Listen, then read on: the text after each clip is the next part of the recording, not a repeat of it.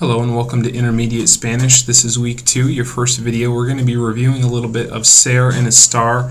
Just briefly, we have some other things that we definitely want to start hitting on for this week, and trying to catch up a little bit on some of the things that we want to kind of make sure we have good foundation on for the other things that we're going to be learning as we keep going. Ser and estar both mean to be. But there's generally some confusion, and a lot of Anglos tend to struggle a little bit with the uses. So we're going to go through just some of the basic uses, the conjugations, and do a worksheet.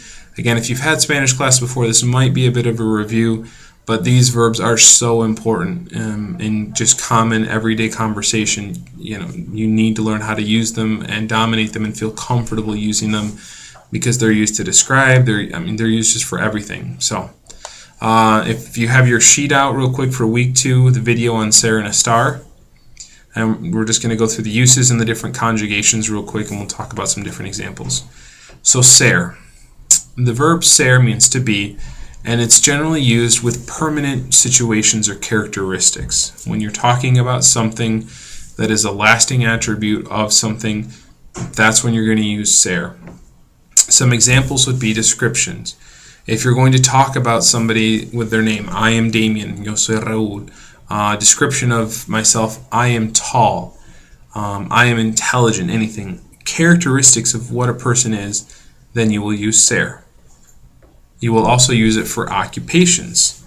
So for example, I'm a teacher, soy maestro. You use ser when you're talking about an occupation or position that somebody has. The weird thing they do in Spanish, or I guess you could say the weird thing we do in English that they don't do in Spanish, they have to put an article there, or they don't put an article there like we do in English. In English, we say I am a teacher.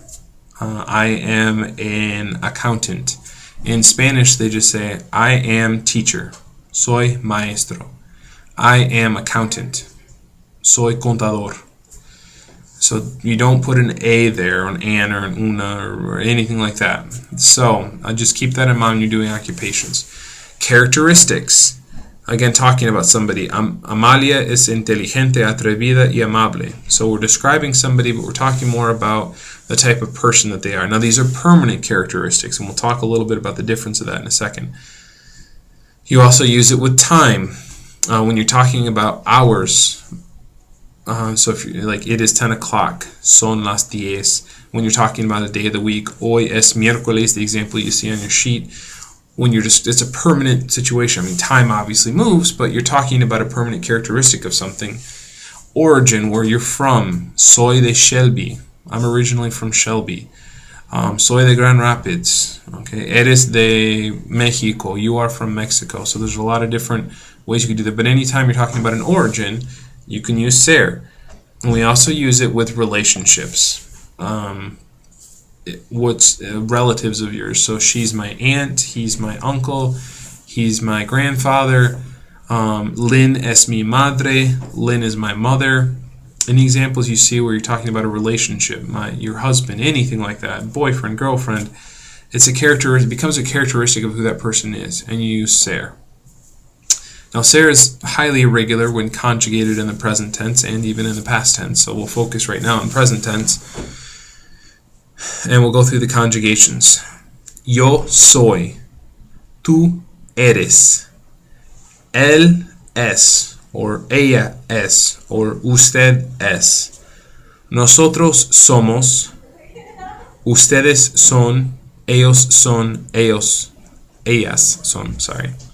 So those are the conjugations for ser.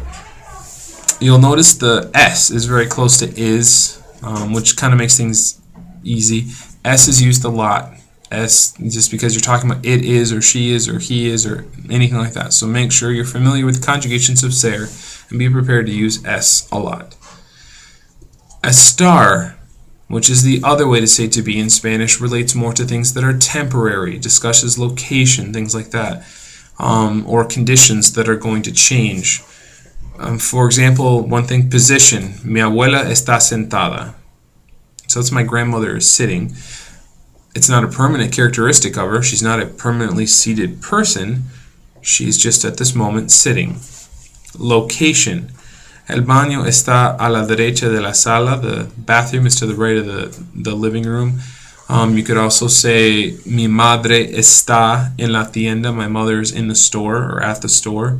So when you're talking about a location, which is something that changes, obviously, estar. Action, progressive, present progressive or present continuous.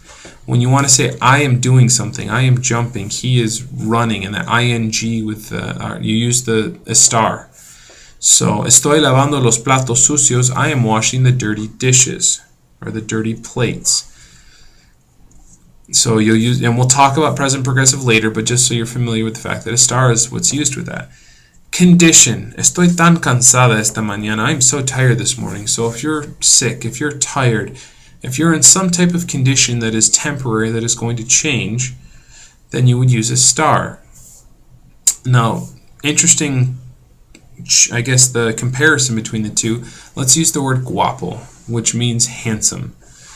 If you say Frank es guapo, using ser, you're saying that Frank is a handsome person. Él es guapo. He's a handsome person. If you say Frank está guapo, it implies that he has done something to like maybe dress up and he's really handsome right now. Okay? And not implying that he's not handsome in general, but right now he's made an extra effort to make. So you've got your kids coming down, they're going to prom, something like that. Ay, que guapo estás. Like how handsome you are right now because you've dressed up. So that's it kind of shows an example of the difference between ser and estar. And but that also works with, we talk about conditions. The word loco. Everybody's familiar with the word loco. It means crazy. If I use loco with the word ser, to be, it means the person is permanently crazy. Él es loco. He is a crazy person. If I say él está loco and I switch over to estar, that means he's acting crazy right now and it's temporary, it's situational. And you can also use it with emotion. Estoy triste, I am sad. Estoy feliz, I'm happy. So it's presently, at the time being, I find myself happy. So it's this temporary situation, which is when you use estar. Conjugations are irregular. We'll go through them real quick. Yo estoy, tú estás, él está, ella está, usted está, nosotros estamos, ustedes están, ellos están, ellas están. You'll notice there's accent marks over the A in a few of those parts. It is important, especially with the first two, that you make sure you get that accent mark on there because it changes the meaning if you don't. If you say está loco, you're saying he, she, or it is crazy. If you don't put the accent mark on there, it means this, esta. It changes, so it means like this, whatever, that, whatever, and we'll talk about some of those articles later on down the road, but the accent marks are important there because it can change the meaning of the word if you don't have it there. And it also affects the pronunciation as well. So those are a few uses of ser and estar, and I hope that was a pretty good review. You'll be looking at your sheet, and it'll be asking you to do a few pieces using ser and estar to create short sentences to describe things around you or talk about location.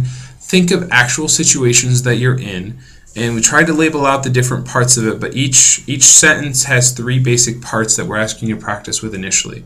So you'll be picking a subject, you'll be using ser or estar, and then you'll be putting either a descriptor or a location or something to the end of it. So just work on piece by piece putting together some sentences that you would actually use in a daily situation. So that's it for this video. You'll receive another video tomorrow, and then within a day or two, another 2 videos to finish out.